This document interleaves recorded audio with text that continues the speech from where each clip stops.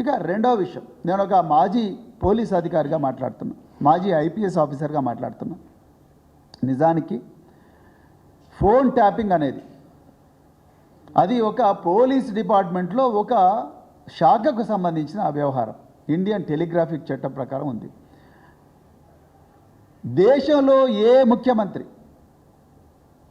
ఆ దేశంలో ఎవరు కూడా మాకు ఈ విధంగా ఫలాని వ్యక్తుల ఫోన్లు ట్యాప్ చేయండి అని చెప్పరు. మీరు గుర్తుపెట్టుకోండి.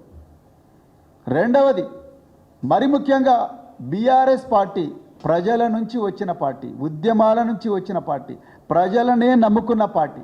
అంతే తప్ప పోలీసులు, ఇంటెలిజెన్స్ వ్యవస్థ వీళ్ళు చేసే ట్యాపింగ్ల మీద నమ్ముకొని అధికారంలోకి వచ్చిన పార్టీ కాదు. దయచేసి ప్రజలందరూ కూడా గుర్తించాలి. అవసరం లేదు. ప్రజలు కోరుకుంటే అధికారంలో ఉంటుంది, ప్రజలు కోరుకుంటే ఉద్యమాలు చేస్తారు, ప్రజల గొంతుకగా ఉండి ఉద్యమాలు చేస్తారు. అధికారం ఉన్నా లేకపోయినా తెలంగాణ ప్రయోజనాలే పరమావధిగా బతికే పార్టీ బీఆర్ఎస్ పార్టీ. అంతే తప్ప ఈ పలానా ఇంటెలిజెన్స్ వాళ్ళు ఫోన్ ట్యాపింగ్ చేసి రికార్డులు వినిపిస్తానో లేకపోతే అది చేస్తానో ఇది చేస్తానో ఆ విధంగా రాజకీయాలు చేసే పార్టీ కాదు. ఆ విధమైన ప్రస్థానం బీఆర్ఎస్ పార్టీకి లేదు.